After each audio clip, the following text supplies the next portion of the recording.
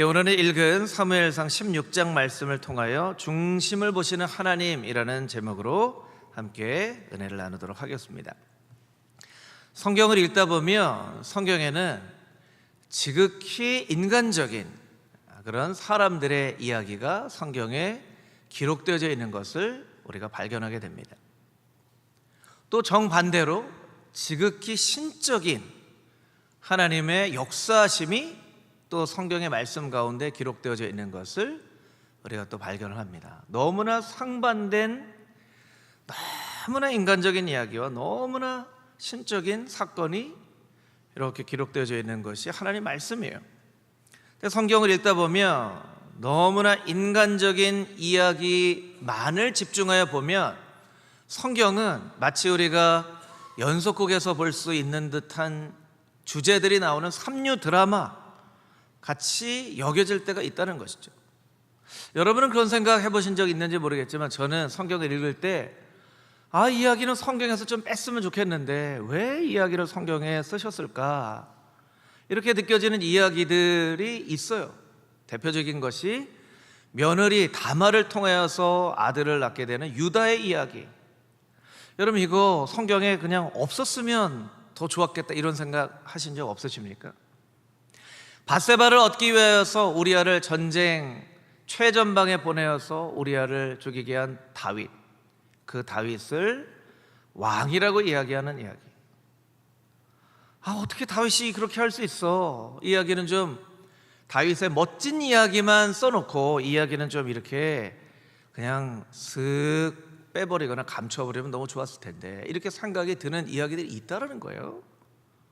삼류 드라마, 모순이 너무나 가득한 이야기들이 성경에는 많이 쓰여져 있어요. 또 반대로 너무나 신적인 하나님의 역사심에만 집중해 보면 성경은 마치 SF 영화에 등장하는 현실감이 없는 그런 허구나 동화처럼 느껴질 수도 있다는 거예요. 홍해가 갈라지는 사건, 여러분 홍해가 갈라지는 사건 잘 믿어지시나요, 여러분? 여러분 잘 믿어지세요? 네. 믿어지시든 안 믿어지시든 이렇게 좀 끄떡끄떡을 하시든 이렇게 하시든 이렇게 대답을 좀 해주시면 좋겠어요. 네. 잘 안 믿어지죠. 저는 목사지만 사실은 잘 안 믿어질 때가 많아요. 제가 믿음이 없어서 그런지 아니 홍해가 어떻게 갈라졌을까? 창조주 하나님께서는 모든 것을 하실 수 있겠지라고 생각을 하지만 홍해가 어떻게 갈라졌을까? 이런 생각이 들 때가 있다는 거예요. 여러분 여리고성이 무너지는 사건, 여리고성을 돕니다. 하루 한 바퀴씩 돕니다. 마지막 날 7바퀴 돌고 팍 나팔을 부르는데 여리고성이 무너져요.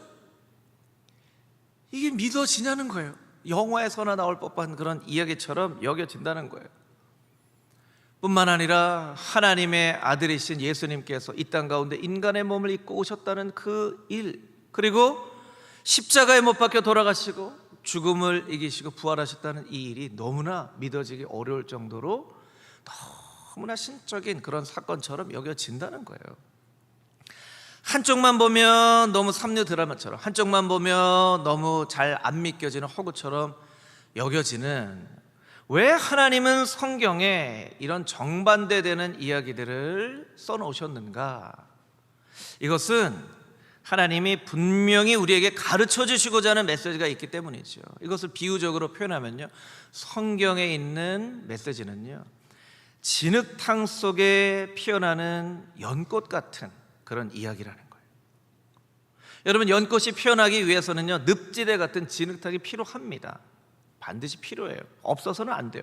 그런데 그 진흙탕 위에 피어지는 연꽃은 너무나 아름다운 꽃이죠. 진흙탕만 봐도 안 되고 연꽃도 봐서는 안 됩니다.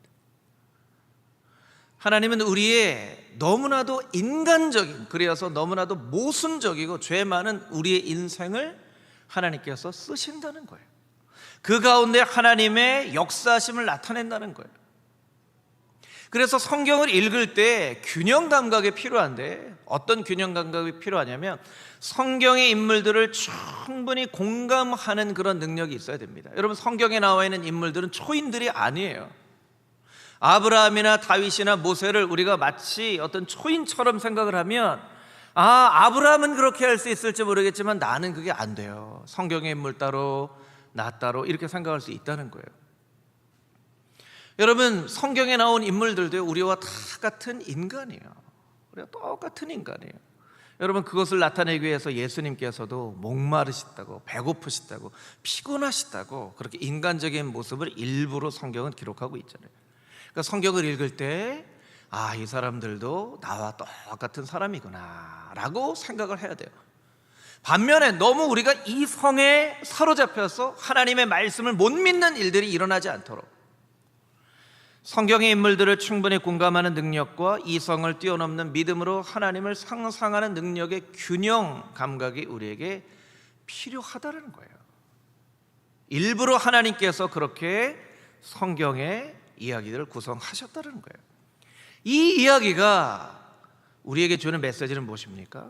하나님이 우리의 평범한 생활 속에서 역사하신다는 거예요.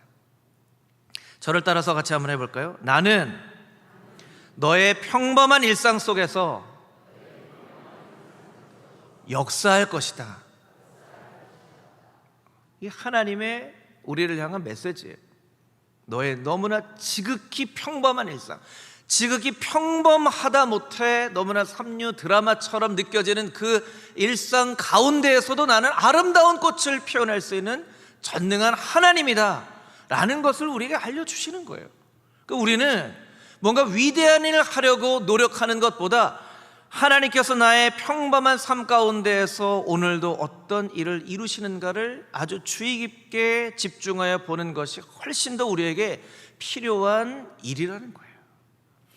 오늘 여러분들이 드리는 이 예배는 어쩌면 1년 52주 그냥 일상적으로 드리는 그런 예배가 되어질 수 있습니다. 일상적인 예배일 수 있지 모르겠지만 오늘 누군가에게는 이 예배가 평생의 방향을 바꿔놓는 너무나 놀라운 하나님의 역사를 경험하는 예배가 되어질 수도 있다는 거예요. 여러분, 그런 기대하심이 우리의 마음 가운데 있어야 평범한 삶을 살면서도 그 평범한 삶 가운데 너무나 놀랍게 역사하시는 하나님을 우리가 체험할 수 있다는 거예요. 여러분, 그 하나님이 오늘 이 자리 우리와 함께 하신다는 것을 믿음으로 고백하며 예배할 수 있는 예배자들이 다 되시기를 주님의 이름으로 축복합니다. 아멘. 오늘의 본문의 말씀 가운데에서도요, 너무나 놀라운 인물 사무엘의 삶 가운데 우리와 너무나 똑같은 그런 모습이 있구나라는 것을 이제 발견하게 돼요. 오늘 읽은 말씀 4절에서 7절까지 있는 말씀을 같이 한번 다시 읽어보도록 하겠습니다. 4절부터 7절까지 있는 말씀입니다. 사무엘이 여호와의 말씀대로 행하여 베들레헴에 이르매 성읍 장로들이 떨며 그를 영접하여 이르되 평강을 위해 오시나이까? 이르되 평강을 위함이니라. 내가 여호와께 제사하러 왔으니 스스로 성결하게 하고 와서 나와 함께 제사하자 하고 이새와 그의 아들들을 성결하게 하고 제사에 청하니라. 그들이 오매 사무엘이 엘리압을 보고 마음에 이르기를 여호와의 기름 부으실 자가 과연 주님 앞에 있도다 하였더니 여호와께서 사무엘에게 이르시되 그의 용모와 키를 보지 말라. 내가 이미 그를 버렸노라. 내가 보는 것은 사람과 같지 아니하니 사람은 외모를 보거니와 나 여호와는 중심을 보느니라 하시더라. 아멘. 여러분, 사무엘은 어떤 사람입니까? 사무엘은 놀라운 사람이에요. 어떤 의미에서 놀라운 사람인가? 성경에 나와 있는 인물들이 다 완벽하지 않고 흠이 있는 그런 사람이거든요. 여러분, 당대 의인이라고 하나님이 분명하게 얘기하셨던 노아도 실수를 하죠. 술을 먹고 취해서 발거벗고 자고 그것을 가리우지 아니한 둘째 아들 함을 저주합니다.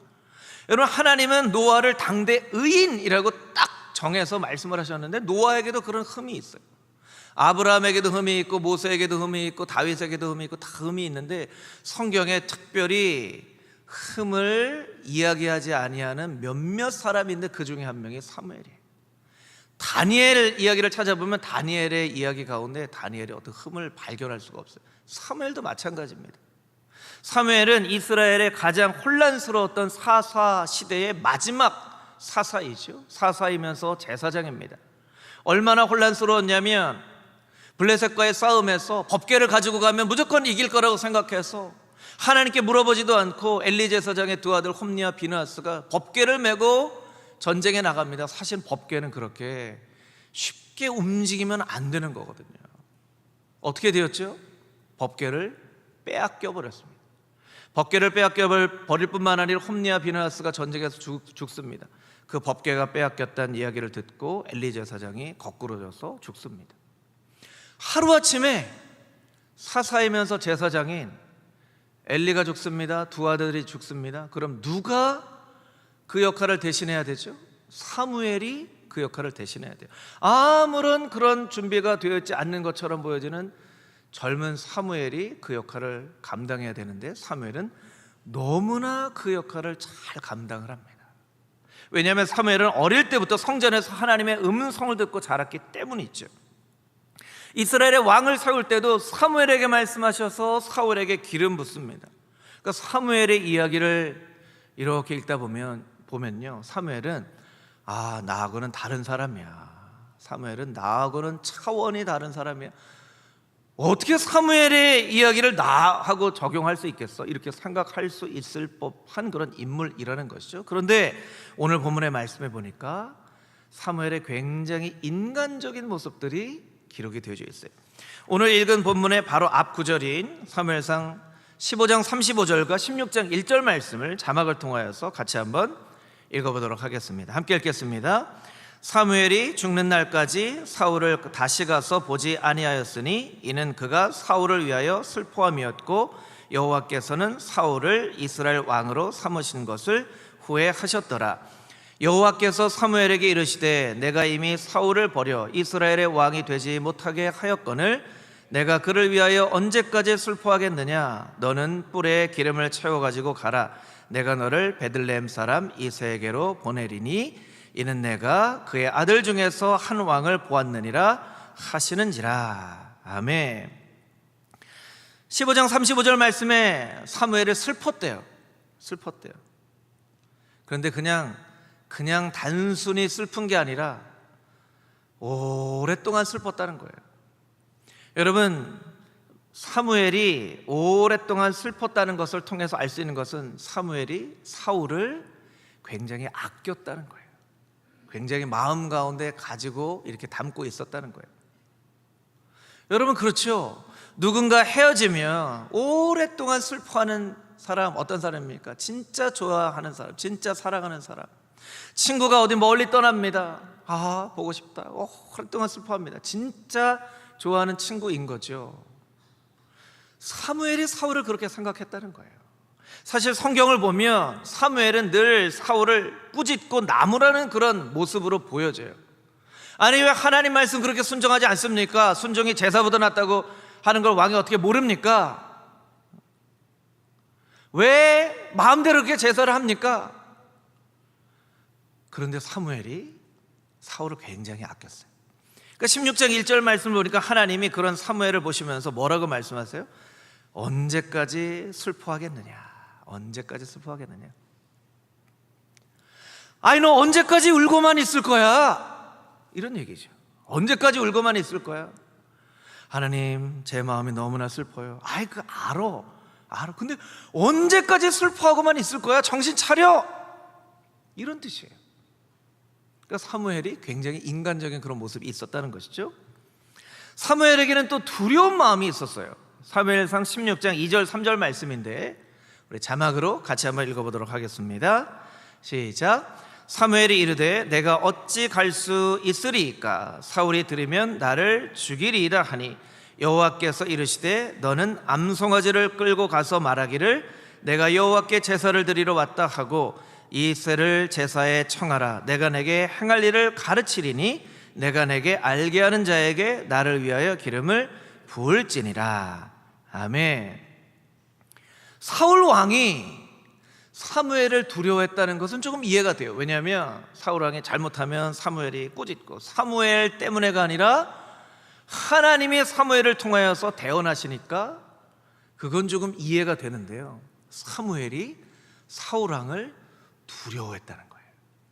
하나님, 제가 말씀하신 대로 베들레헴으로 가면 사울 왕의 그 이야기를 듣고, 아니 나를 버리고 또 누구 왕을 세우려고 베들레헴으로 가고 나를 찾아와서 죽이면 어떡해요? 하나님, 저 마음에 두려워요. 이런 얘기예요. 사무엘이 두려웠다는 거예요. 저는 성경을 읽으면서 사무엘은 두려움을 모르는 사람처럼 제가 생각했는데 제가 좀 착각을 했던 것 같아요. 사무엘이 두려웠대요. 사울 왕이 두려웠대요. 그런데 더 깜짝 놀랄 사실은요, 하나님이 사무엘에게 뭐라고 말씀하세요? 그거 그냥 예배 드리러 간다고 해. 예배 드리러 간다고 해. 이거 하나님이 거짓말을 시키는 건 아닐 텐데 이렇게 둘러대라고 왜 하나님 말씀하시지? 여러분, 하나님은 거짓말을 시키시는 하나님은 아니시지만 때로 정말 그 마음 가운데 두려운 마음이 있을 때에 이렇게 진실을 늘 직면하라고만 일방적으로 우리를 밀어붙이시는 분이 아니라는 거예요. 사무엘, 정신 똑바로 차려. 사울이 널 죽일 수 있어. 죽일 수 있지만 네가 이스라엘의 제사장과 사사로서 그렇게 두려우면 어떻게 해? 정신 똑바로 차리고 저희 금식 기도라도 한 3일하고 올라가. 이렇게 하시지 않는다는 거예요. 네가 그렇게 두렵구나. 네가 그렇게 두렵구나. 그냥 제사 드리러 간다고 해. 제사 드리러 가는 게 맞잖아. 이렇게 말씀하시는 거예요. 여러분, 하나님은요, 우리를 일방적으로 한 방향을 향해서만 너 그렇게 살면 어떡해? 거룩하게 살아야지. 똑바로 정신 차리고 살아야지 라고만 우리를 몰아붙이시는 분이 아니라, 우리가 때로 인간적인 모습으로 넘어지고 실패하고 두려운 마음이 생기면 아이고 그래, 얼마나 두렵겠니, 얼마나 걱정이 되겠니 하고 우리를 공감해 주시고 위로해 주시는 분이시라는 거예요.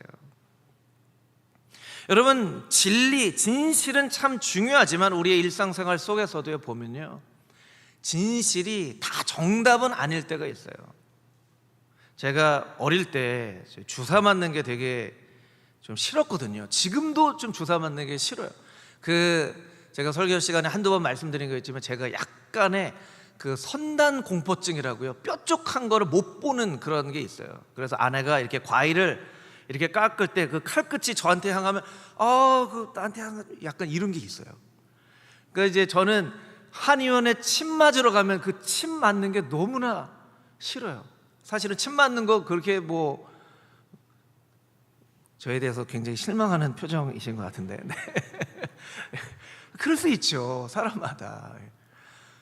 그러면 어릴 때 간호사 누나죠, 간호사 누나가 따끔해요. 그리고 주사를 놓으면 늘 제 마음 가운데 무슨 생각이 있었냐면, 따끔한 것보다 더 아픈데 저 누나는 거짓말을 하네, 이런 생각이 드는 거예요. 여러분, 주사가 따끔한가요? 따끔보다 더 아픈가요?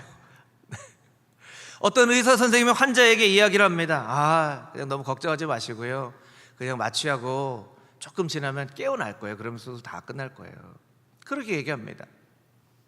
근데 어떤 의사가 환자에게 진실을 얘기해 줘야지 하면서 그 수술의 모든 과정, 자, 제가 메스를 들고 여기서 이만큼 짤 겁니다, 그리고 이렇게 설명을 해준다 그러면 그 환자가 마음이 편하겠어요? 오히려 아니면 더 걱정이 되겠어요?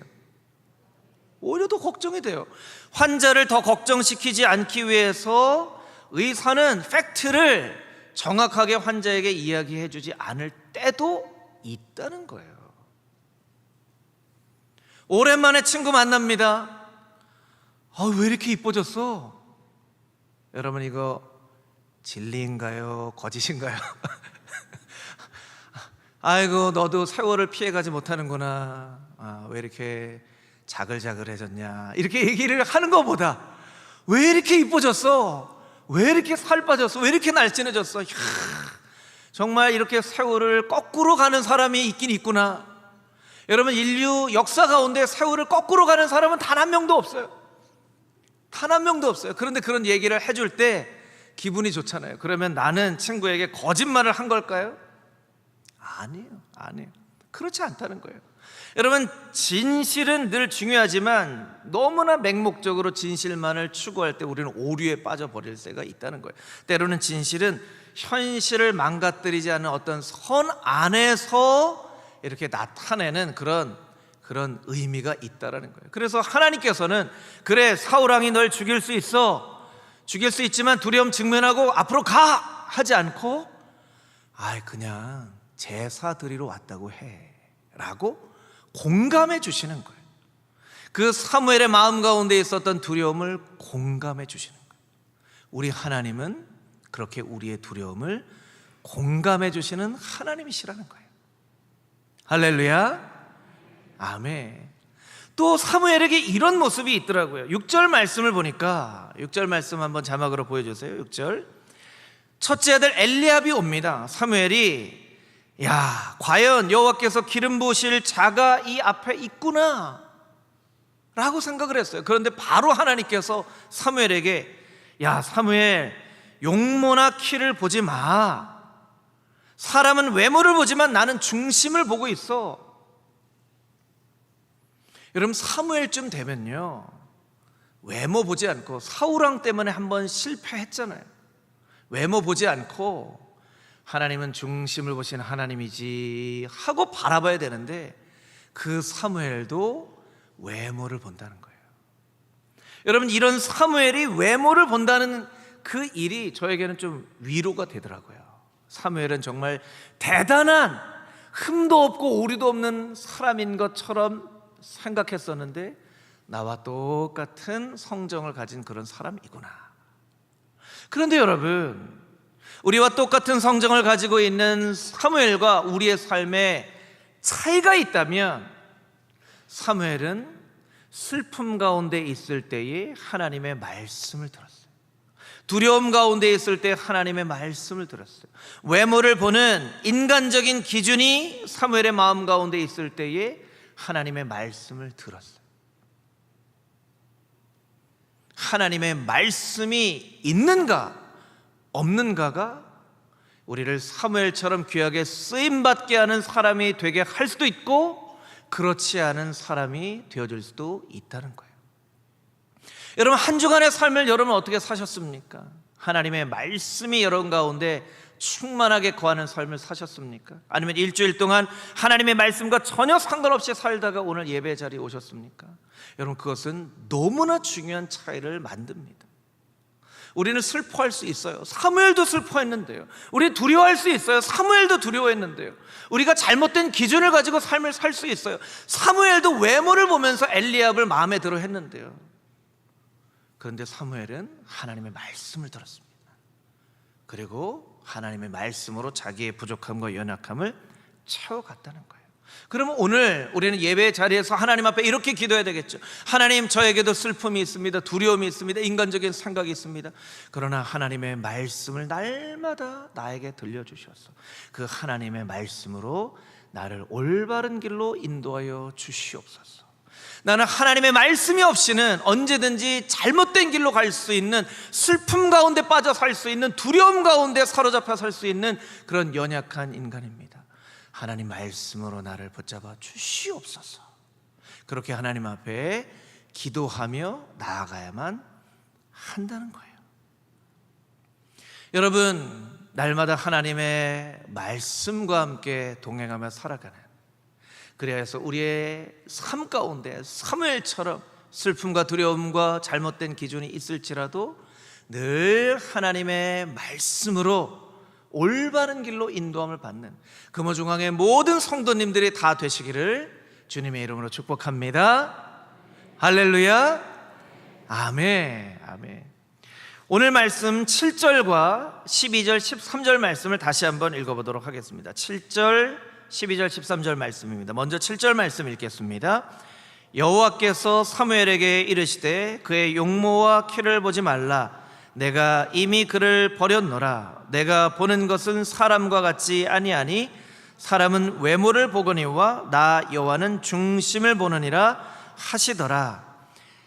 이에 사람을 보내어 그를 데려오매 그의 빛이 붉고 눈이 빼어나고 얼굴이 아름답더라. 여호와께서 이르시되 이가 그니 일어나 기름을 부으라 하시는지라. 사무엘이 기름 뿔병을 가져다가 그의 형제 중에서 그에게 부었더니 이날 이후로 다윗이 여호와의 영에 크게 감동되니라. 사무엘이 떠나서 라마로 가니라. 아멘.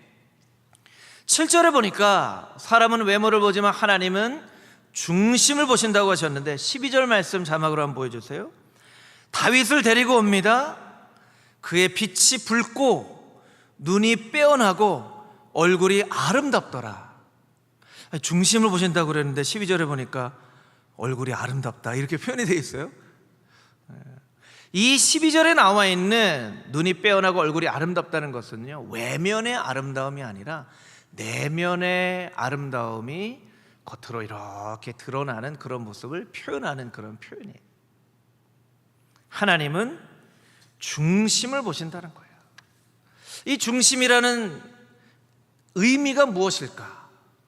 중심은 영어로 보면 heart, 우리의 마음, 심장을 나타내요.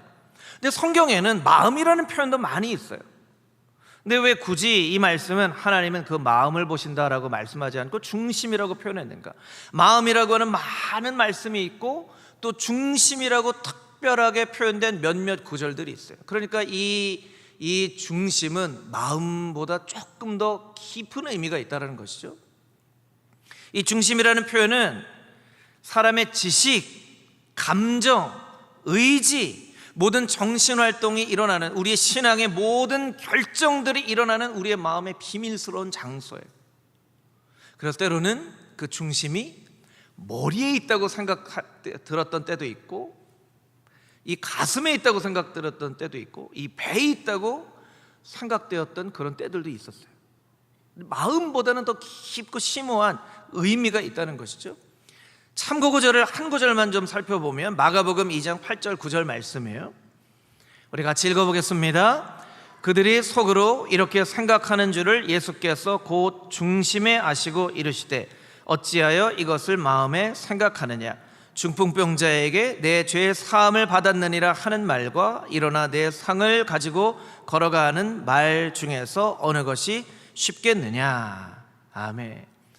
이 천장을 뜯어내고 중풍병 환자인 친구를 내려보낸 그 친구들의 이야기 가운데 나온 말씀이죠. 그 중심을 아시고, 사람들이 이 사람이 누구길래 죄 사하노라고 이야기를 할까? 이런 마음을 구경꾼들이 가지고 있는 것을 예수님이 아셨다는 거예요. 그 중심이 아셨다는 거예요.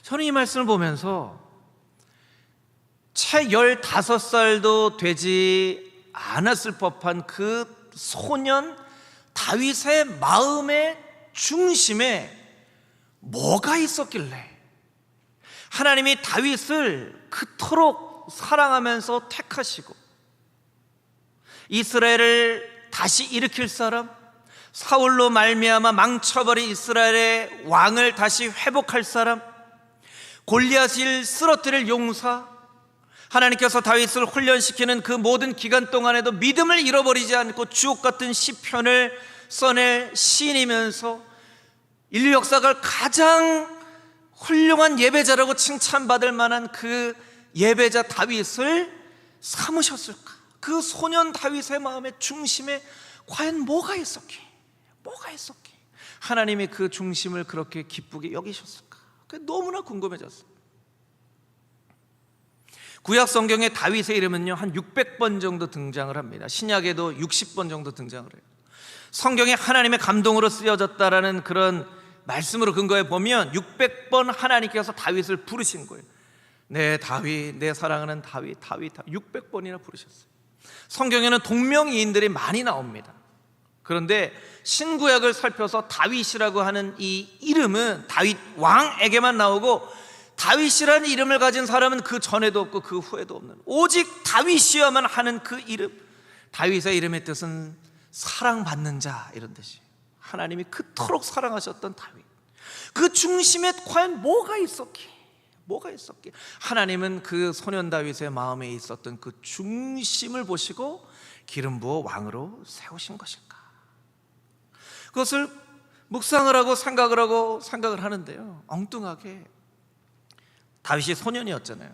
그러니까 우리 애들이 좀 생각이 나더라고요. 우리 애들.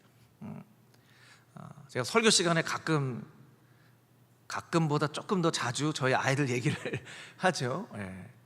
저희 첫째는 지금 일본에 있는 학교를 다니고 있어요. 일본의 이 교토에 윤동주 시인이 다녔던 동지사 대학이라고 하는 아주 역사가 깊은 그 대학에 다니고 있어요. 그래서 첫째를 이야기할 때마다 그 일본의 좋은 대학을 다닌다는 게 제 마음 가운데 좀 자랑이 돼요. 둘째는요, 우리 둘째 예은이를 보신 분 아시겠지만 얼굴이 이뻐요. 아빠를 닮아서 얼굴이 이쁘고 성격은 더 이뻐요. 그래서 제가 예은이를 생각할 때 얘는 사막 한가운데 떨어뜨려 놔도 살아남을 애다. 운동을 잘해서 지금 체육으로 대학에 가려고 해요. 셋째 예준이는 중학교 3학년인데 키가 저보다 더 커요. 176 정도 돼요. 그래서 아내랑 한 3, 4cm만 더 커서 180 됐으면 좋겠다, 이런 생각하는데 요새 가끔 저 옆에 와서 이렇게 어깨를 툭툭 이렇게 치고 이제 가는. 막내 애담이는 여러분들 잘 아시는 것처럼 초등학교 2학년 줄넘기 챔피언이죠.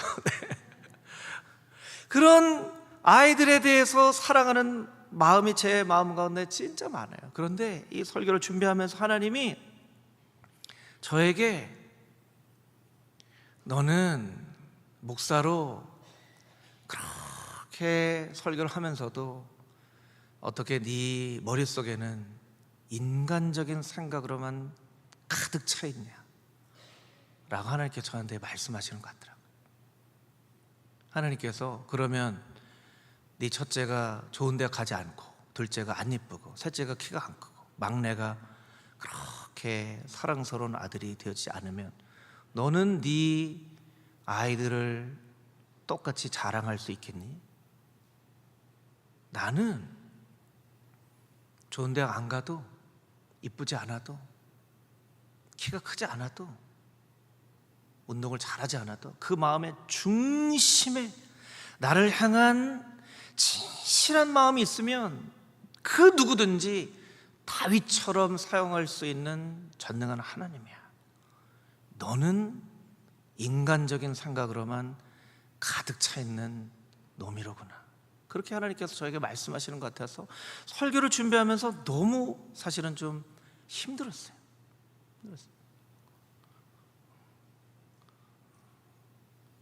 어제 설교 준비를 해놓고요, 강을 막 뛰었어요. 하나님, 설교 준비는 다 했는데 이 설교를 해야 되나요, 말아야 되나요? 하나님, 어떻게 하나요? 설교자로서 좋은 설교는, 제 마음을 힘들게 하는 설교는 설교가 좋은 설교예요. 청중으로서 여러분은 축복의 말씀이 들어가 있는 설교가 좋은 설교로 생각할지 모르겠지만, 하나님 말씀은 언제든지 우리의 심령을 쪼개고 관절과 골수와 마음의 생각과 뜻을 다 알고 그것을 해체시켜서 하나님의 뜻 가운데 온전히 나아가게 하는 것이 하나님의 말씀이기 때문에 이 말씀은 그 어느 때 설교보다 제 마음을 힘들게 하는 그런 말씀이었어요. 네가 외모로만 사람을 판단하는, 인간적인 생각으로만 가득한 그런 목사로구나. 하나님이 저에게 말씀하시는 것 같아서 제가 하나님 앞에, 하나님, 이제 앞으로 아이들 위해서 여태까지 해왔던 기도 안 할게요 라고 제가 기도했어요. 하나님, 이쁘게 해달라고, 공부 잘하게 해달라고, 건강하게 해달라고 기도하지 않고 제가 한 가지만 기도하겠습니다. 다윗의 마음에, 그 하나님의 마음에 쏙 들었던 중심의 하나님을 향한 그 마음이 나의 아들, 딸 마음 가운데 있도록 제가 기도하겠습니다. 저의 기도를 바꾸겠습니다. 여태까지의 기도와 앞으로의 기도 제가 바꾸겠습니다. 제가 생각해 보니까요, 셋째 키 3cm만 더 크게 해주세요. 여러분, 키 3cm 커지는 게 그렇게 뭐가 중요하다고? 키 3cm만 더 커지게 180 되게 해주세요. 그런 기도를 하고 있었더라고요.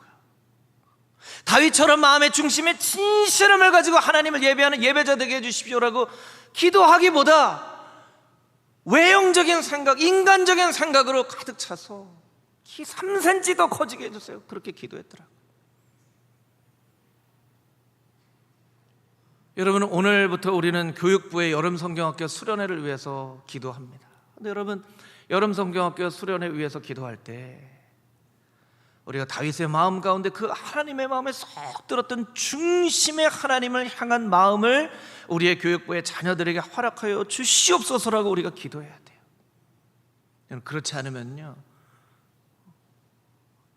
우리는 인간적인 생각과 외형과 키와 외모로만 사람들을 판단할 수 있는 너무나 인간적인 기준을 가지고 있는 사람들이기 때문에 그래요. 여러분, 그 열매가 이미 저와 여러분의 삶 가운데 나타나 있지 않습니까? 여러분, 자녀들을 위해서 무엇을 기도했습니까? 자녀 손들을 위해서 무엇을 기도했습니까? 좋은 대학 가게 해달라고, 좋은 직장 가게 해달라고, 이쁘게 해달라고, 키 크게 해달라고, 건강하게 해달라고. 여러분, 이건 다 인간들이 생각하는 외형적인 기준이에요. 그 외형적인 기준들로만 하나님 앞에 우리의 자녀들과 자녀손들을 위해 기도하지 않았냐는 거예요. 우리는 왜 이 말씀을 보면서 하나님, 소년 다윗의 마음 가운데 중심에 있었던 그것이 무엇이었길래 하나님의 마음을 이렇게 성들이 사로잡아 왕으로 세우실 만한 그런 아름다운 마음이었나요? 그게 너무나 궁금합니다. 그리고 그 마음이 우리의 아들, 우리의 딸, 우리의 손자, 손녀들의 마음 가운데도 있기를 원합니다. 왜 우리가 이렇게는 기도하지 못했냐는 거예요. 여러분, 우리의 기도가 바뀌어져야 됩니다. 우리의 생각이 바뀌어져야 됩니다. 그리고 오늘 이 자리에서 예배를 드리고 있는 우리에게도 하나님께서 동일하게 말씀하세요. 나는 너의 중심을 보고 너의 예배를 받을 것이다. 너의 중심을 보고 예배를 받을 것이다. 여러분, 우리는 하나님 앞에 중심으로 하나님을 예배하고 있습니까? 우리가 중심으로 하나님을 예배하지 않는다면 어쩌면 우리의 이 예배는 하나님께서 받지 않으실 만한 예배가 되어줄 수도 있다는 거예요.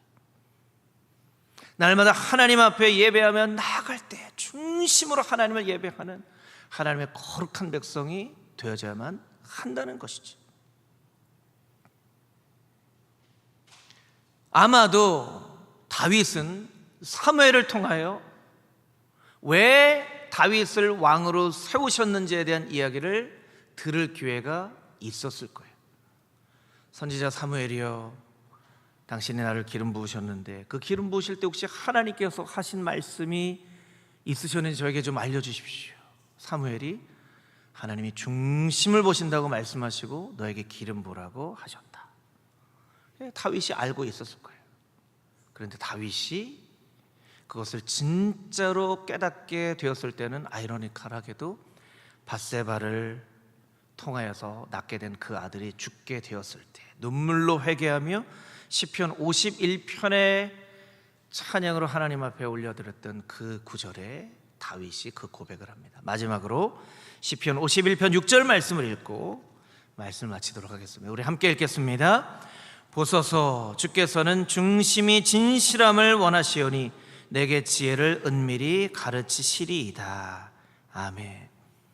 그 잘못을 하고 하나님으로부터 가장 멀리 떠나 있던 그때에 다윗이 깨달아 알았어요. 주님이 나의 중심의 진실함을 원하시는구나. 하나님이 중심의 진실함을 보고 나를 왕으로 삼으셨는데 내가 그 중심의 진실함을 잃어버린 채로 살았구나. 여러분, 혹시 우리는 중심의 진실함을 잃어버린 채로 살고 있지는 않습니까? 오늘 말씀을 통하여 내 마음의 중심의 진실함을 회복하기 원합니다. 하나님 앞에 간구하여 우리의 삶의 고백이 회복되어지는 금호중앙의 모든 성도들의 삶이 되어질 수 있게 되기를 주님의 이름으로 축복합니다. 아멘. 함께 기도하겠습니다. 하나님, 하나님은 우리의 마음의 중심의 진실함을 원하시는 하나님이신 것을 오늘 말씀을 통해 깨달아 압니다. 그 소년 다윗의 마음의 중심에 있었던 그 무엇이 얼마나 하나님의 마음을 기쁘시게 해드렸으면 다윗을 기름 부어 왕으로 세우시고 멋지게 하나님의 왕으로 쓰임받게 하셨나이까. 하나님, 그 소년 다윗의 마음 가운데 있었던 중심의 진실함이 나에게도 있게 해주시고 특별히 나의 자녀들, 자녀 손들에게 있게 하셨어. 외모가 출중하지 않다 하더라도, 똑똑하지 않다 하더라도, 때로는 건강하지 않다 하더라도 그 중심의 진실함으로 말미암아 하나님께 다윗처럼 귀하게 쓰임받는 우리의 모든 자녀들, 자녀손들 되게 하여 주시옵소서. 사랑 많으신 예수 그리스도의 거룩하신 이름으로 기도합니다. 아멘.